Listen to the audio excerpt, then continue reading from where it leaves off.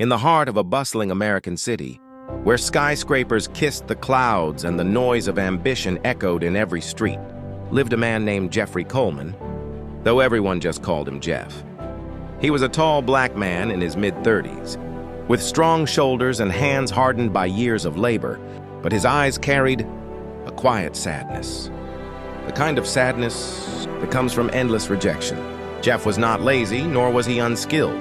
He was dependable, polite, and honest to the bone. But for years, he struggled to secure a stable job. He would leave his tiny apartment early in the morning, tie his worn-out sneakers, and walk the city streets knocking on doors. Restaurants, offices, warehouses, shops, Jeff tried them all. The pattern was always the same. He'd ask politely, "Are you hiring?" They'd glance at him, hesitate, and say, "Sorry, not right now." Sometimes they didn't even bother with words, just a cold stare or a door closed in his face. Every rejection weighed heavier on him, but Jeff kept moving. He had younger siblings to feed and bills piling up. Giving up was not an option. One rainy afternoon, Jeff stood outside a convenience store, trying to keep himself dry under the tiny awning. The city around him rushed by, people with umbrellas, cabs splashing water on the sidewalks, neon signs glowing in the mist. And then, something caught his eye.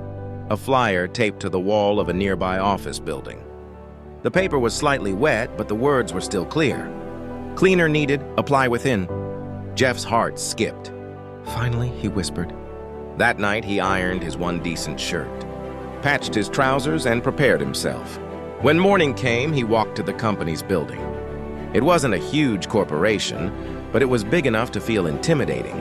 Inside, polished floors reflected the overhead lights, and employees in neat suits rushed past him. Jeff approached the receptionist. "Excuse me, I'm here for the cleaner position." Without even looking up properly, she waved him toward a door. "Manager's office." Jeff knocked gently and entered. Behind a desk stacked with papers sat the manager, a stout man with sharp eyes and a tone that screamed arrogance. "We don't need anyone right now," the manager said flatly, barely looking up. Jeff froze. "But sir, you have an advertisement outside. It says you need a cleaner." The manager finally glanced at him, smirking. "Maybe we do, maybe we don't. Either way, you're not exactly what I had in mind." Jeff's heart raced. He could feel his chance slipping away. "Sir, please," he said firmly but respectfully. "I'll give you my best. I'll work harder than anyone. Just give me the opportunity to prove myself." The manager leaned back, tapping his pen against the desk. Then, with a cruel smile, he said, "Fine, but you'll work for half the salary. Take it or leave it." For a moment, Jeff couldn't believe what he heard. Half the salary? That wasn't just unfair, it was humiliating. But then images of his siblings, their empty plates, and his overdue rent filled his mind. He swallowed his pride. "Something is better than nothing," Jeff muttered under his breath. Looking straight at the manager, he said aloud, "I'll take it, sir." The manager smirked again, almost satisfied to see Jeff bend. "Good, start tomorrow." And just like that, Jeff's new chapter began. He had no idea the trials waiting for him inside those office walls. What he did know was simple. He would give it his all, no matter how unfair the conditions. For Jeff, survival wasn't about dignity anymore. It was about keeping his family alive. But destiny had other plans.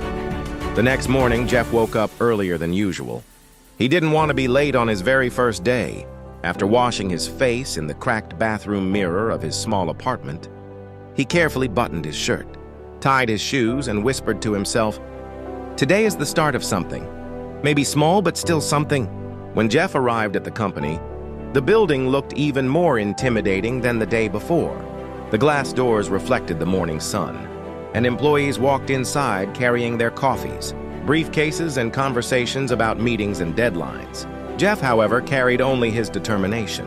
As he stepped inside, the manager who had hired him the day before greeted him with a sarcastic smirk. "You're on time, good, let's see if you can keep it that way." Jeff nodded silently. He knew this man didn't want him there, but he also knew he couldn't afford to lose this opportunity. The manager handed him a mop, a broom, and a small cart filled with cleaning supplies. "Your job is simple," the manager said. "Keep everything spotless. Floors, windows, restrooms, everything. And remember, I'll be checking. Don't disappoint me." From that moment, Jeff threw himself into the work. He scrubbed the floors until they shined, wiped the windows until they reflected like mirrors, and polished the desks with meticulous care. While most employees barely noticed him, some nodded politely as they passed. A few, however, looked at him with that same dismissive gaze he had seen too often before. Hours turned into days and days into weeks. Jeff worked tirelessly, yet no matter how hard he tried, the manager always seemed to find something wrong. One afternoon, Jeff had just finished mopping the lobby floor when the manager walked in. He deliberately dropped a few scraps of paper onto the ground. "Look at this," the manager snapped. "You call this clean? Are you blind? This is unacceptable." Jeff looked at the papers. He knew they weren't there moments ago. He wanted to defend himself, but instead he lowered his head. "I'll fix it, sir." "Fix it faster next time," the manager barked before walking away. The humiliations piled up. Sometimes the manager would scold Jeff in front of other employees, making him feel small and worthless. Other times, he would assign him extra tasks, cleaning the entire office floor twice in one day just to break his spirit. But Jeff refused to quit. Every insult burned, but he held on to his belief that patience and effort would pay off. When his body ached, he reminded himself of his family depending on him. When tears welled in his eyes late at night, he told himself, "Endure today, for tomorrow might be better." Yet the unfair salary continued to sting. Jeff received his first paycheck, and as he stared at the small amount, his stomach tightened. It was barely enough to cover his rent, let alone food and other expenses. He knew he was being exploited, but what choice did he have? Sometimes, while cleaning the executive offices, Jeff would glance at the nameplate on the CEO's door, Jack Harrison. He had never seen the CEO. Rumor had it Jack was a busy man who spent most of his time handling high-level business deals outside the office. The company was mostly run by the manager and an accountant who followed his lead. Still, Jeff couldn't help but think, if only the CEO knew how I was being treated, maybe things would be different. But those thoughts never lasted long. He had no proof, and in a world where managers carried authority, who would believe a cleaner over a trusted employee? One evening, after another long day of mopping floors and scrubbing toilets, Jeff walked home with his body aching and his spirit bruised. Passing by glowing restaurants where families enjoyed dinner together, Jeff's stomach growled. He kept walking. He couldn't afford to stop. As he lay in bed that night staring at the ceiling, he whispered a prayer. "God, I don't ask for riches. I just want fairness. A chance to live with dignity." What Jeff didn't know was that fate was listening. And soon, the truth would begin to reveal itself. Because while the manager thought he had complete control, he had forgotten one thing. No lie remains hidden forever. The weeks stretched into months, and Jeff's life settled into a punishing routine. Each morning, he would arrive at the office before anyone else, mop bucket in one hand and cleaning supplies in the other. By the time employees entered the lobby, they would see shining floors and spotless desks. But for Jeff, the real challenge wasn't the labor, it was enduring the constant humiliation. The manager seemed to take pleasure in breaking him.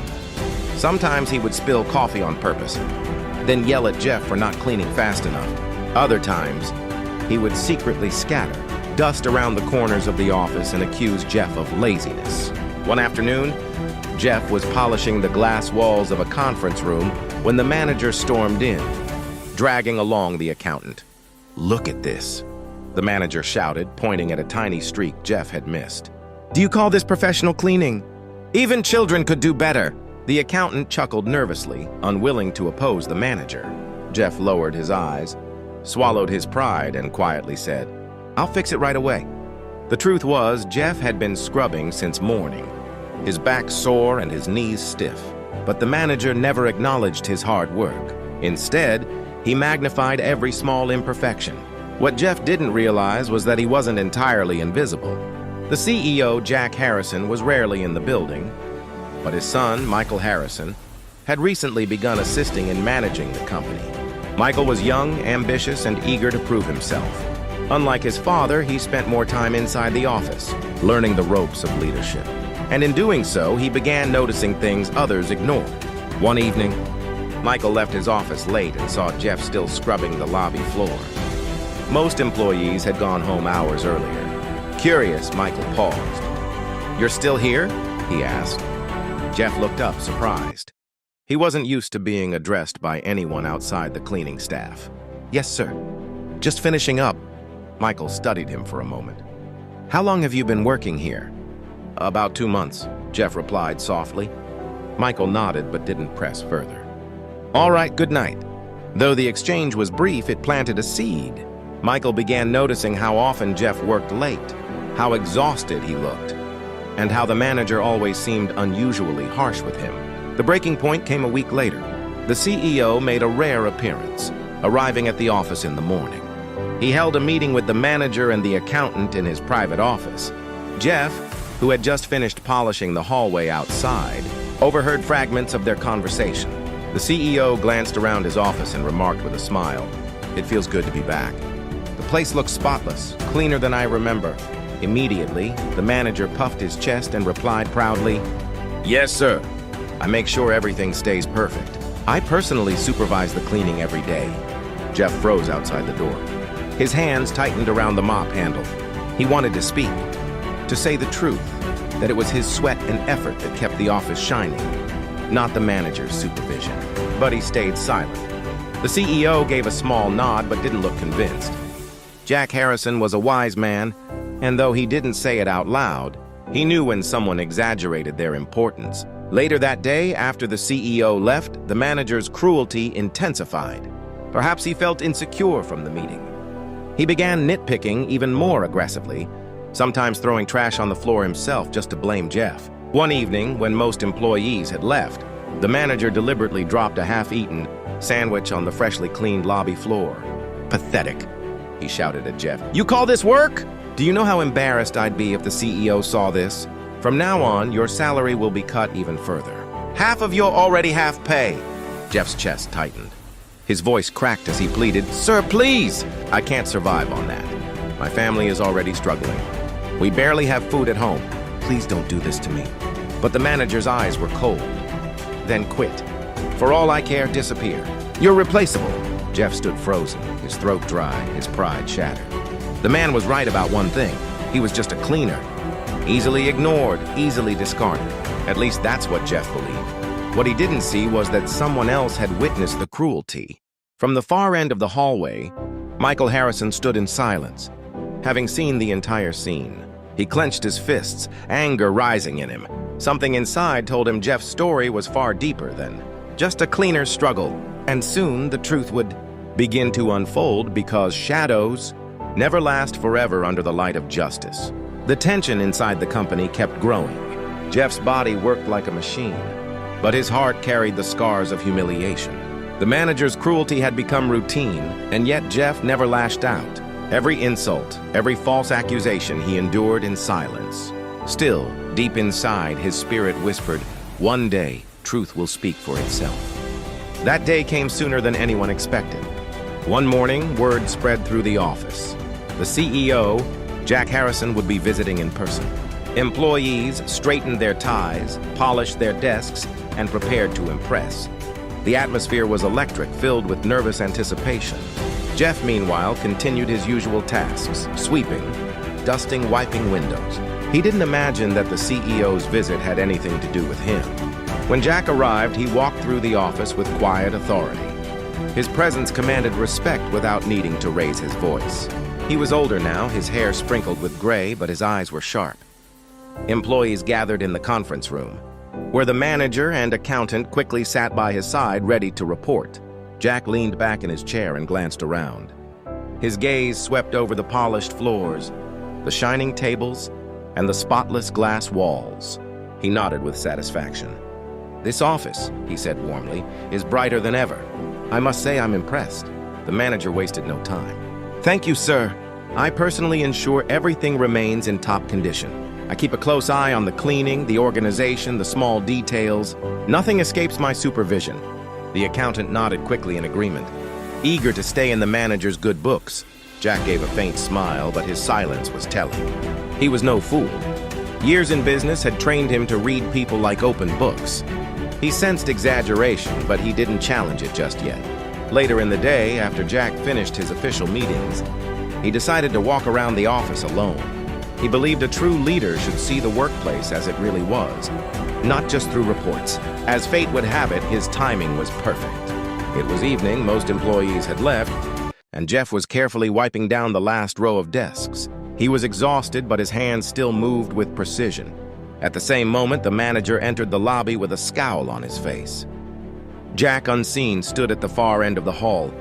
The manager pulled a crumpled wrapper from his pocket and deliberately tossed it onto the freshly cleaned floor. "Look at this filth!"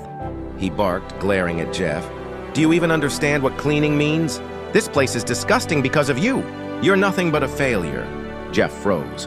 He had seen this game before, but this time the pain hit harder. His voice trembled as he said, "Sir, I just cleaned that spot. Please, I've done my best." "Your best?" The manager sneered. "Your best is worthless. From this month, you'll get only half of your already reduced pay. And if you don't like it, get out." Jeff's chest tightened. He felt his dignity crumble into pieces. Dropping the rag in his hand, he fell to his knees. His voice cracked as he pleaded, "Please, sir, don't do this. I can't survive like this. My family is hungry. My siblings need me. Please, give me a chance. Don't cut my pay again, please." But the manager's face remained stone cold. "I don't care about your sob story. Pack your things. Don't show your face here tomorrow." At that moment, a voice thundered from behind. "No, Mr. Hardy. You won't be the one deciding who works here tomorrow." The manager spun around, startled. His eyes widened in horror when he saw Jack Harrison, the CEO, standing right there. The silence was deafening. Jeff slowly lifted his tear-filled eyes, his chest still heaving. And when his gaze met the CEO's, a spark of recognition flashed. For Jeff, time seemed to freeze. The man standing before him wasn't just Jack Harrison, the CEO. He was Jack, the boy Jeff once knew. The young man he had helped years ago when Jack himself had nothing. Memories rushed back. The nights Jeff had shared his own food with Jack. The times he had encouraged him not to give up on his dreams. Back then, neither of them had imagined that Jack would one day rise so high. Now, destiny had brought them face to face again. The manager stood speechless, sweat forming on his forehead. He tried to speak, but no words came. Jeff, trembling, slowly stood up, still unsure if his eyes were deceiving him. Jack took a step closer, his voice calm but firm. "Jeff, is that really you?" Jeff swallowed hard, whispering, "Yes, it's me." In that moment, the entire balance of power shifted, because now the truth was about to explode, and the man who had spent months crushing Jeff's spirit was about to learn the cost of cruelty. The silence in the lobby felt heavy. The manager's arrogance had vanished, replaced with fear. Jeff stood frozen, his eyes locked on Jack's. The CEO walked slowly toward him, his gaze filled with both recognition and disbelief. "Jeff," Jack said softly, almost as if testing the name. "It really is you." Jeff swallowed hard. "Yes, it's me, Jack Harrison." For a moment, Jack's face softened. His mind raced back to the darkest days of his youth. Before the tailored suits, before the corner office, before the wealth. He had been just another struggling young man with empty pockets and a hungry stomach. And in those days, there was one person who never turned his back on him. That person was standing right in front of him now, holding a rag in his weary hands. "I remember," Jack said, his voice carrying both nostalgia and guilt. "Years ago, when I had nothing, I was wandering the streets with no money for food. It was you, Jeff. You gave me meals when I couldn't afford to eat. You shared what little you had, even though you yourself had so little. Do you think I could ever forget that?" Jeff blinked, stunned. His chest tightened as the memories came flooding back. He remembered the hungry young man who had sat beside him on park benches, the one he had encouraged with simple words. "Don't give up. Jack, better days will come." Now that same young man was the CEO of this shining company. The manager, Mr. Hardy, stammered nervously. Sir, I didn't know you two were acquainted. I was just trying to maintain discipline." "Discipline?" Jack's voice turned sharp, his eyes narrowing. "Don't insult my intelligence, Hardy. I saw everything with my own eyes. You threw trash on the floor yourself, then tried to blame this man. You humiliated him. You cut his pay unjustly. And you dared to call that discipline?" Hardy's face turned pale. "Sir, Enough!" Jack's voice thundered across the lobby. "You lied to me this morning in my office. You took credit for Jeff's work. You pretended that the spotless office was because of your supervision. But now I see the truth with my own eyes. The cleanliness, the shine, the order, none of it was you. It was him. It was Jeff. The accountant, who had been standing silently nearby, lowered his head, too afraid to speak. Jack turned back to Jeff, his expression softening again. And all this time you endured it silently, didn't you? You didn't complain. You didn't come to me. You suffered indignity because you didn't want to lose even this unfair job. Jeff's lips trembled. I had no choice. My family, they depend on me. I thought, something is better than nothing. Jack's chest tightened with emotion. He placed a firm hand on Jeff's shoulder. You were there for me when I had nothing, Jeff, and now, you think I would allow anyone to treat you this way in my company? No, not now, not ever. He turned sharply to the manager. Hardy, you're finished. As of this moment, you are fired. Clean out your desk and leave this building immediately. The color drained from Hardy's face. Sir, please, don't waste your breath, Jack cut him off. You had power and you used it to exploit instead of uplift. This company has no place for people like you. Employees began gathering around, drawn by the commotion. Murmurs filled the hall. For months, many had suspected Hardy's cruelty, but none had dared to speak. Now the truth stood undeniable. Jeff stood silently, still overwhelmed.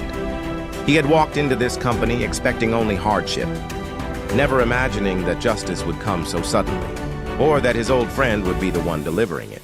Jack faced the crowd. Let it be clear, he said firmly, his voice carrying authority. This company does not tolerate exploitation. Every worker here deserves respect, no matter their position. From the cleaner to the executive, every role matters. Then he turned back to Jeff with a faint smile. And as for you, my friend, I owe you more than words can ever repay. You gave me hope when I was hopeless. You gave me food when I was starving. And now it's my turn to stand for you. Jeff's eyes filled with tears.